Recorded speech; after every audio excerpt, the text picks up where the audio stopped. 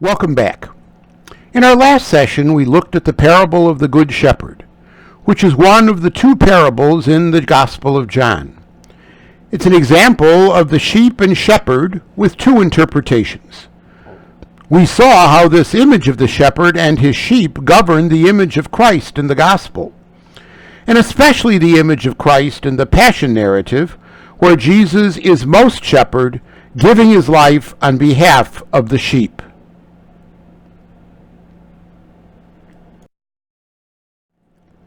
In our current session, we move to the 11th chapter of the Gospel and look at the narrative of the seventh and final sign, the raising of Lazarus. The narrative itself is divided into 5 parts. 11:1-6, which introduces the situation. 11:7-16, which details the discussion as to what Jesus will do regarding the situation. 11:17-27 narrates Jesus' encounter with Martha, while 11:28-27 narrates his encounter with her sister Mary. Finally, 11:38-44 narrates the actual miracle. The whole upshot of the narrative is to climax the 7 signs, but also to show that the climactic giving of life to Lazarus is the straw which breaks the Pharisees' backs and leads to the death of Jesus.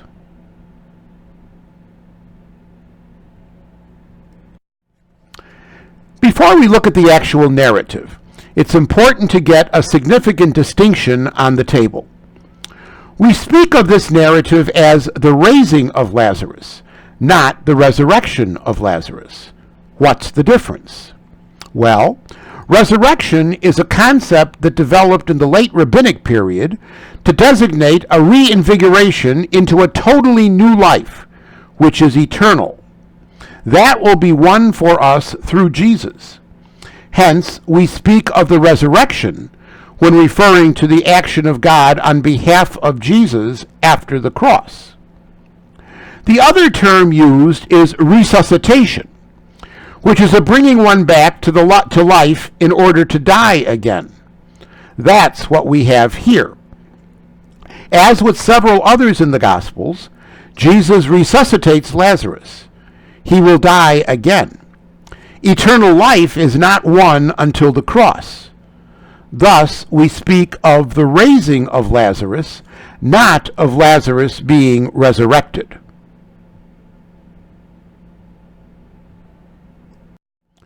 So now let's move on to the first part of the narrative, which sets the scene, introducing the major players and giving a little background on each.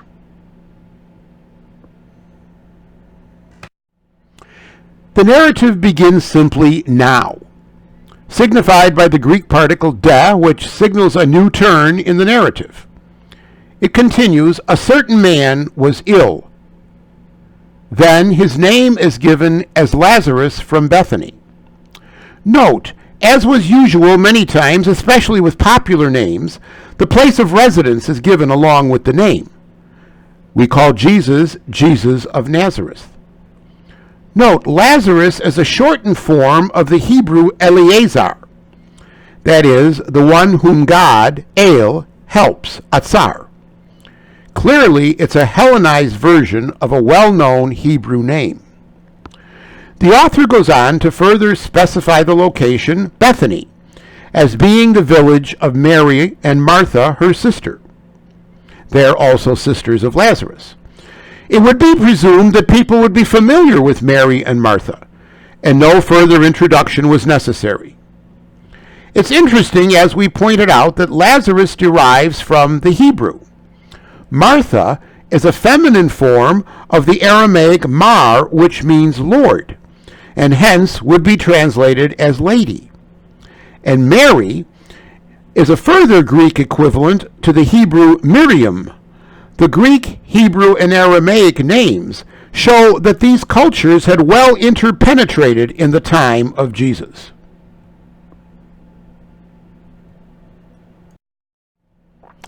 Here is a map of the area around the Mount of Olives.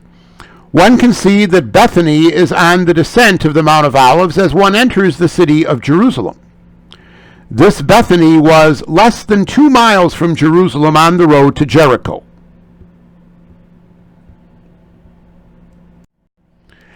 An editorial aside attempts to further delineate who this Mary was.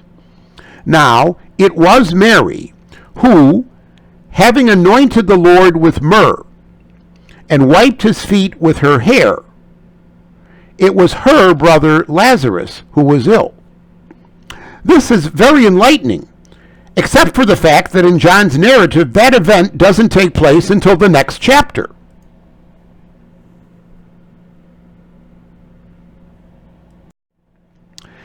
Having been introduced, the action now takes place. The sisters send a messenger to Jesus saying, "Lord, behold, the one whom you love is ill." This short message is meant to both inform Jesus of the situation and by implication request his help. Two things are significant about this short statement. First, the address Lord, Kuria. We have seen it translated as the polite sir on several occasions. But given the closeness of the relationship of Mary, Martha, Lazarus, and Jesus, it more than likely carries a sense of Mary and Martha realizing who Jesus is. Further, the description of Lazarus as he whom you love. This describes the closeness of the relationship between Jesus and this family. Interestingly, besides the beloved disciple who appears in chapter 13, Lazarus is the only other person in the gospel that it is said Jesus loved. Hence, some scholars make the leap that Lazarus is the beloved disciple, who after he was raised from the dead followed Jesus. Maybe, maybe not.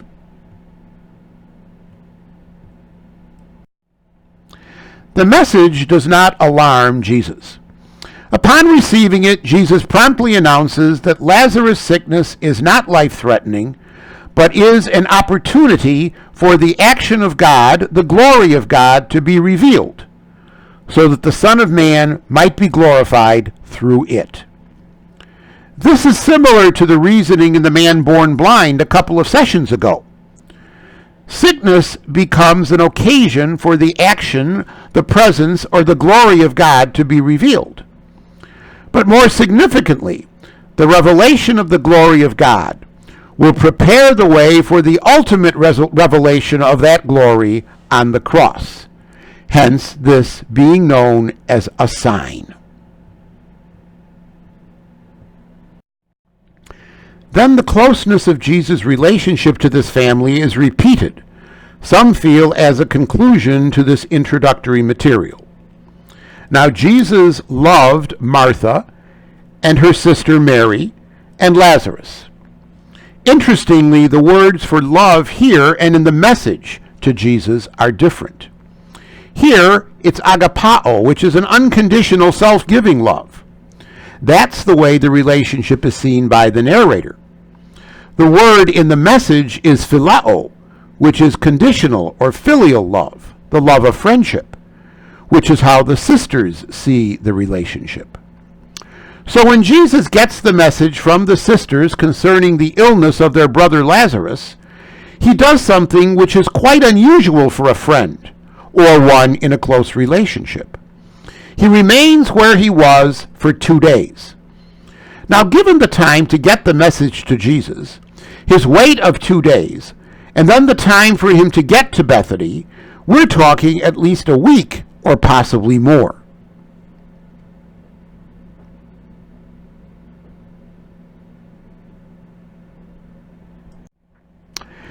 There seems to be an about-face as the narrative moves to the second section. They will go to Bethany. The discussion leading to that decision is what we will look at now.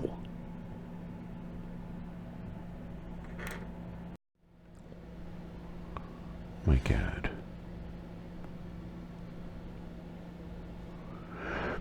Beginning with the temporal then, we are told that Jesus announces to his disciples that he will go to Judea, in particular to Bethany.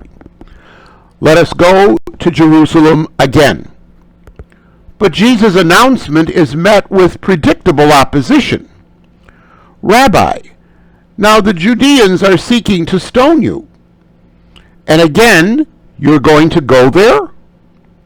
The reference is to the section of the Jews, the reaction of the Jews in John 10:31, repeated in John 10:39. At the end of the Feast of the Dedication, known as Hanukkah, the Jews attempted both to stone Jesus and arrest him, but both attempts were unsuccessful. Now Jesus wants to go back into that hotbed of opposition. No wonder the disciples want him to reconsider.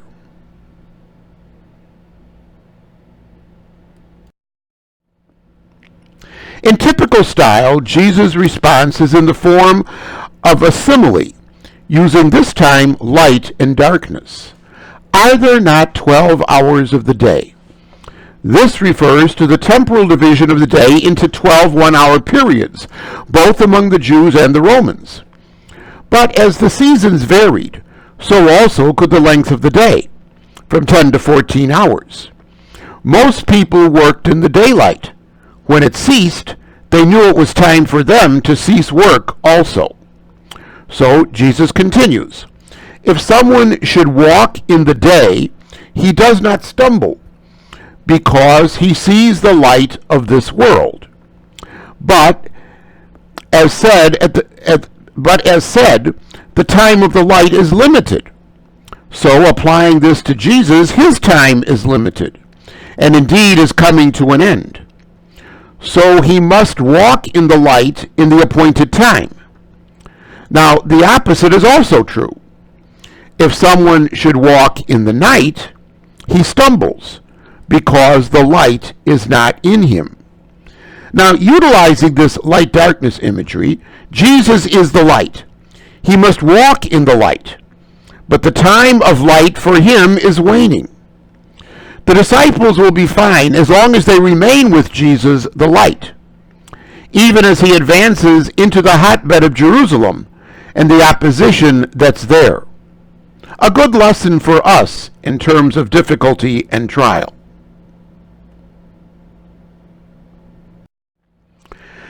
Now, the application of Jesus' simile to the current question. Jesus says plainly, Lazarus, our friend, has fallen asleep, but I am going to wake him. Sleep, for the Jews, was a euphemism for death. Death was seen as a sleep from which there is no awakening until the time spoken of in the apocalyptic writings. Daniel 12:2 speaks of a sleep from which many will awaken. This concept has been grasped by many Jews of Jesus' day, and this is what Jesus is trying to teach his disciples. Lazarus has died, but Jesus goes to bring him back to life, something they may not be readily able to grasp. In typical style, the apostles hear Jesus literally, and they respond, Master, using the title Kuria, Lord. If he's sleeping, then he'll be saved. He's safe. He will get well. The implication is that we don't have to go back to Jerusalem and help him then.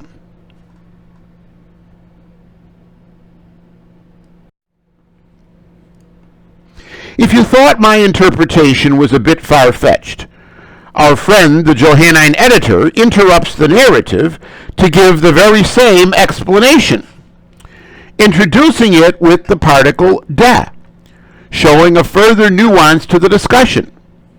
The editor notes, Jesus had spoken about Lazarus' death. And they, the disciples, thought that he was speaking concerning the rest of sleep. Note the change of tense from past regarding death to present regarding sleep. So then, Jesus speaks plainly, clearly, so that there can be no mistake. Lazarus has died. But then adds a rather peculiar note whose grammatical construction in Greek is somewhat difficult. And I am glad for your sake that I was not there. This note is the first of several elements in the narrative that point to the real focus of the narrative, not the raising of Lazarus, but its effect on the people who witness it.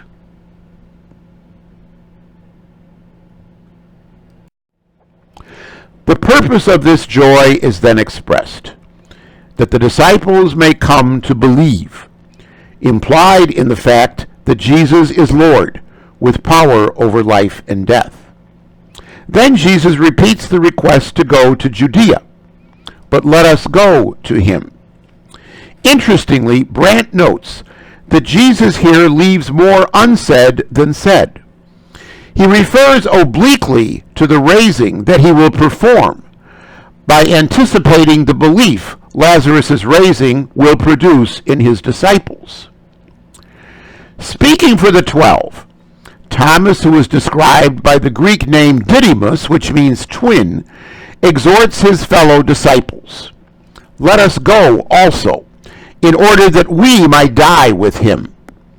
Some have suggested that the antecedent of the pronoun him is Lazarus. Hence they go to Bethany to die with Lazarus. But that really doesn't seem likely. More on the point is the fact that the antecedent is Jesus. They go to Judea to suffer whatever lies ahead for Jesus.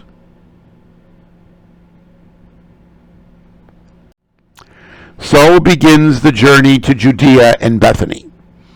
Upon arrival, he will have an encounter with each of Lazarus' sisters.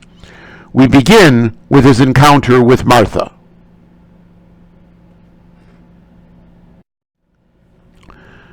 The narrative of the encounter with Martha begins with the arrival of Jesus in Bethany.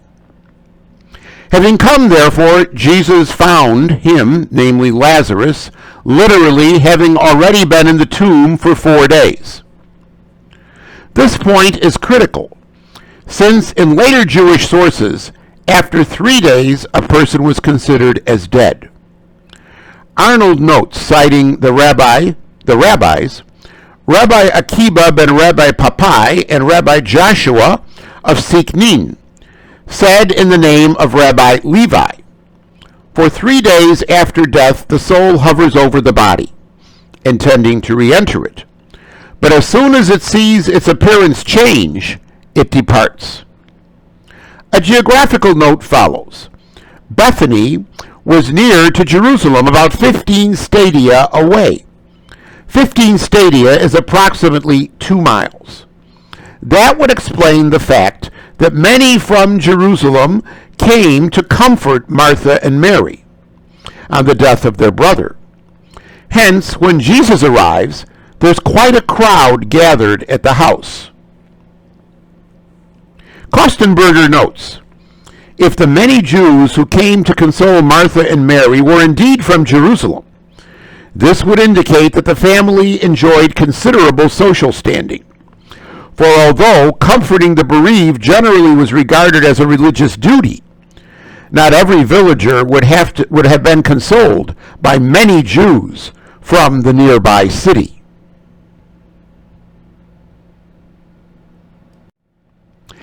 This map shows the proximity of Jerusalem to Bethany. In fact, Bethany lies on the eastern slope of the Mount of Olives, a short distance from Bethphage, which was the traditional site for the beginning of the Palm Sunday procession.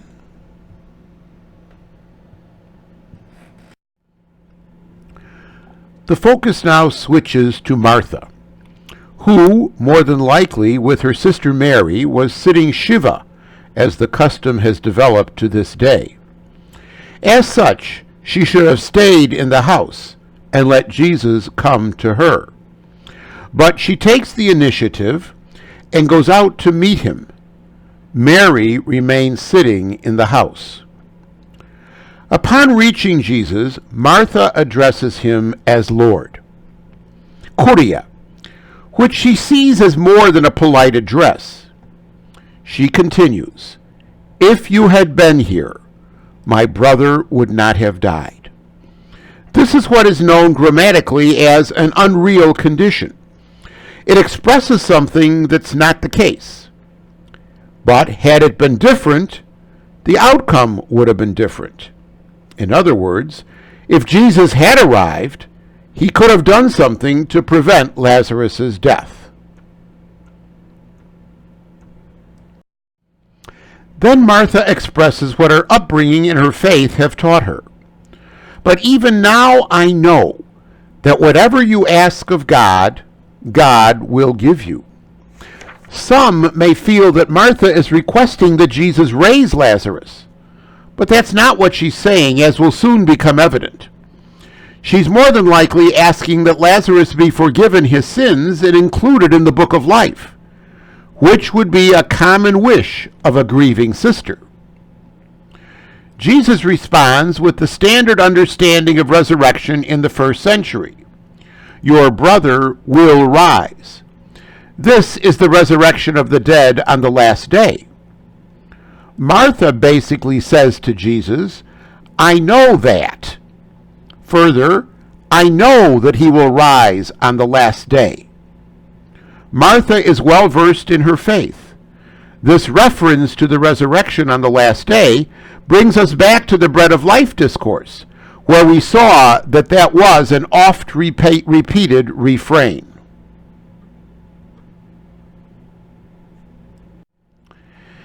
Then Jesus offers her consolation in the form of another I am saying.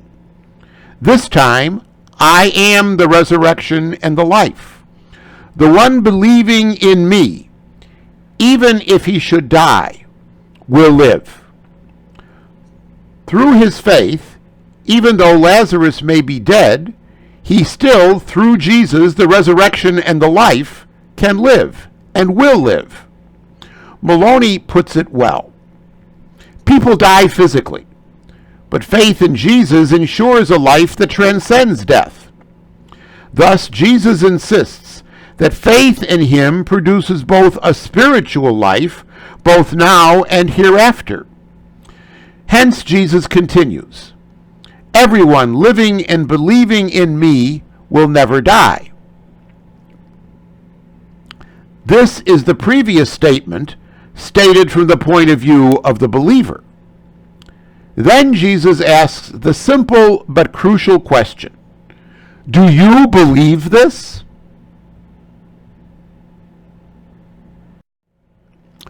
Martha, in response, further expresses her belief. Again, beginning with the address Kyrie, or Lord, she says, I have come to believe that you are the Christ, the Son of God, the one coming into the world. In other words, she gives a full-fledged confession of faith in Jesus, the wording of which is frequently thought to reflect the contemporary church's baptismal confession of faith. Her expression of faith shows that the address Kyrie is not merely Sir, it is Lord, and it's Lord in its majestic sense of Lord God. Martha truly is a believer.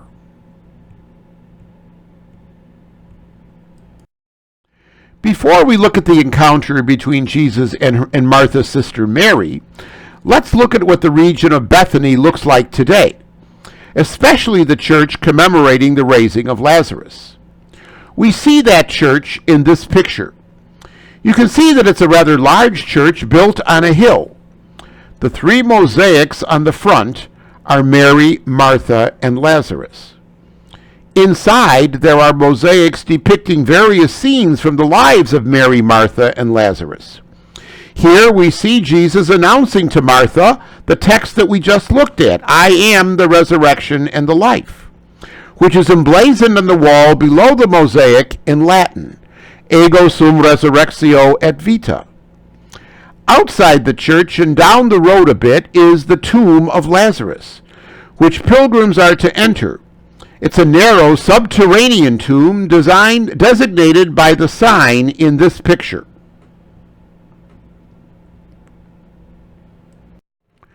The scene now switches back to the house, where the focus becomes the other sister, Mary.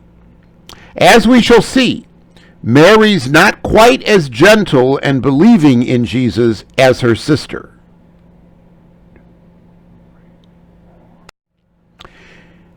Martha now departs from Jesus and goes back to Mary to get her.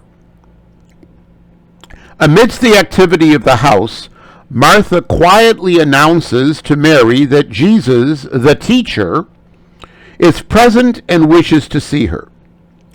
This seemingly is to be a private conversation between the sisters, to keep those at the house from realizing that Jesus is present. So then, Mary, upon hearing Martha, rises and goes to see Jesus. At this point, Mary's response is quick, but there is more to it. We'll see that in a minute.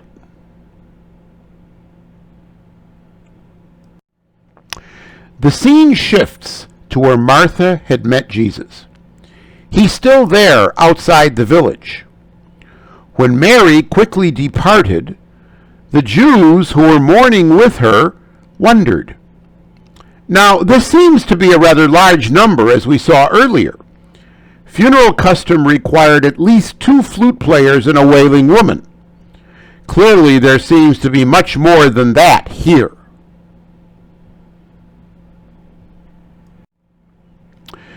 These mourners then went out following her. They figured that she had gone to the tomb to weep for her brother there. Mary arrives at the place where Jesus was, sees him, and falls at his feet.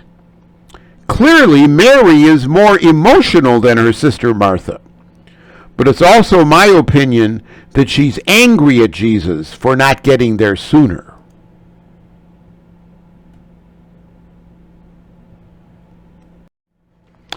Her first words to Jesus are word for word what her sister Martha said. "Lord, if you had been here, my brother would not have died."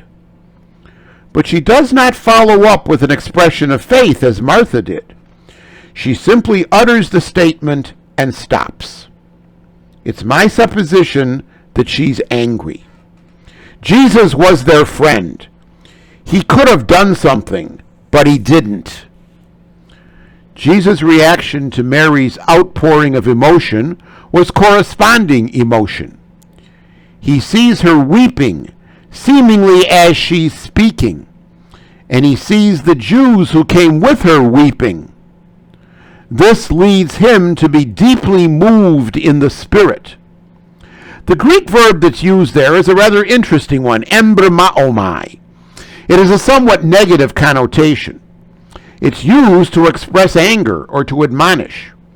That gives the impression, as many scholars have intimated, that Jesus responds to Mary, whom I had said was angry, with anger.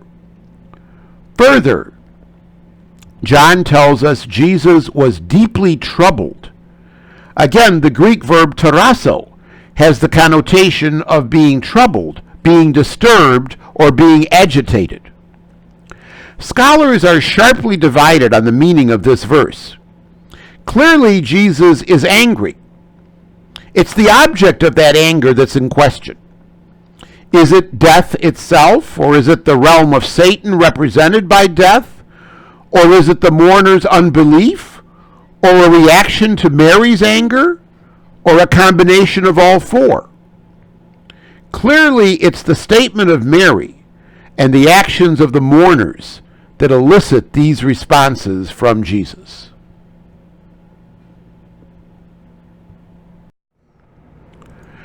Then Jesus asks a simple but significant question. Where have you laid him? Where's the tomb?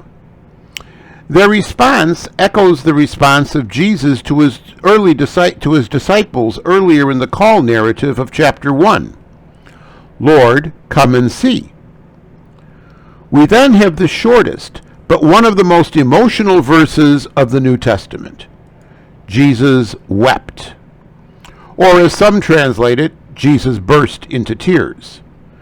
The great emotion here expresses the humanity of Jesus in a very real way. Jesus weeping contrasts with the loud wailing that surrounds him.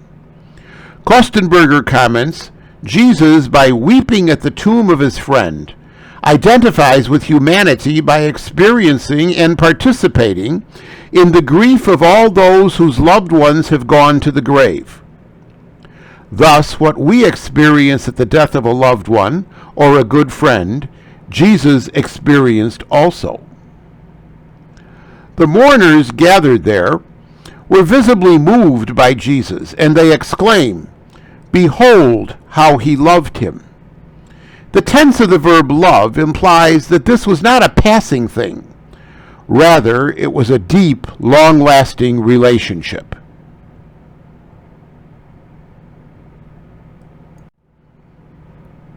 Again, in Johannine style, there is a division among the Jews. Others were not so convinced by Jesus' tears. They were saying, could not this one, the one who opened the eyes of the blind man, act in order that Lazarus might not have died? They seem to be expressing the sentiment of Mary. Many interpreters see that statement as inadequate faith, since it is what Jesus could have done that inspires it, not who Jesus is.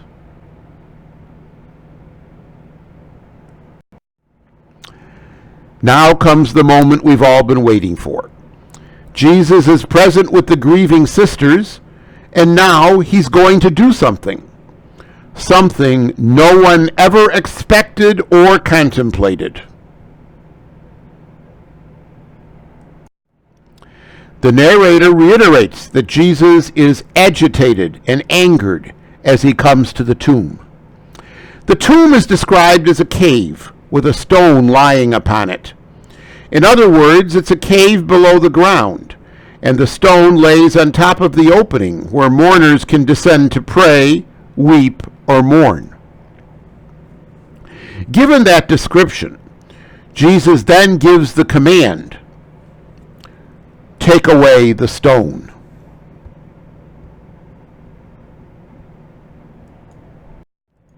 Here we have a picture taken inside of a subterranean tomb. You can see that it's a rather spacious cave. This picture is the descent into the tomb as it exists in Bethany today. Finally, we have a mourner, tourist, descending into it. To seal the tomb, the stone will be laid over the top on the level where you see the feet.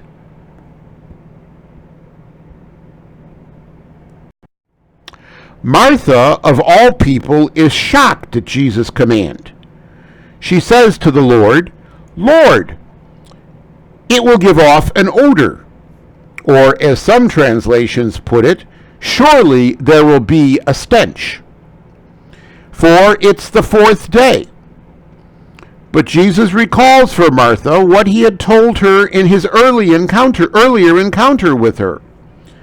"Did I not say to you that if you will believe, you will see the glory of God?" I think he's simply saying, "Martha, trust me." And the statement recalls what Jesus told the disciples at the beginning of the narrative, that Lazarus' illness was for the glory of God. Thus we see that this narrative is a revelation of the glory of God in Christ. The statement of Martha has led some to claim that she really did not have faith. However, I personally hold that Martha's deepest faith would not have anticipated what's about to happen. So within the boundaries of her faith, I still hold that Martha is a woman of faith in the face of death. So they obey Jesus. They take away the stone. And Jesus raises his eyes to the Father and prays. "Father, I give thanks to you because you've heard me." Some see this as a prayer similar to that of Elijah in 1 Kings. Jesus continues, "I know that you hear me always. But on account of the crowd that's standing here," note, this prayer is not meant to address God directly, but to be overheard as addressing God, so that Jesus' actions will be interpreted as the work of God.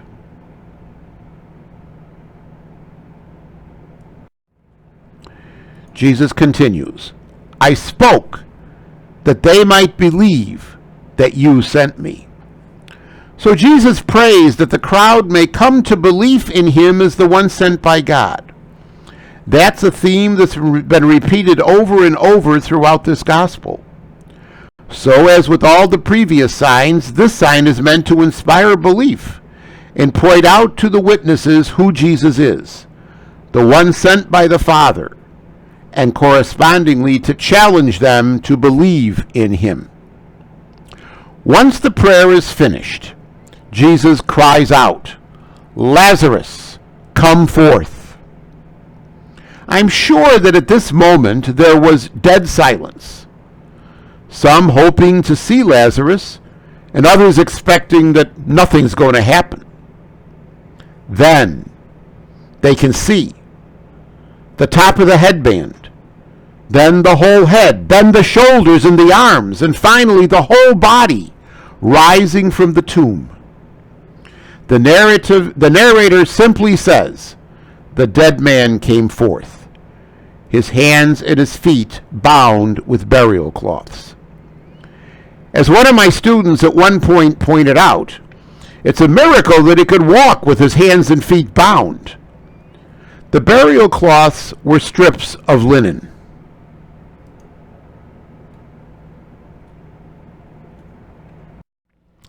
Then reference is made to the chin band, which was wrapped around the dead man's face. That will be mentioned again in regard to Jesus' burial at 26-7. Once Lazarus has appeared, Jesus gives another command, loose him and allow him to go. Note, the narrative ends here. We don't get any sense of what Lazarus' reaction was to what has happened. Kostenberger notes, the silence of Lazarus is more deafening than the cry of Jesus. The reader's left asking, how did Lazarus feel? Have you ever thought how he must have felt as he stood blinking there in the sunlight, looking anew on a world from which he had taken his leave? Nothing would ever be the same as it was before.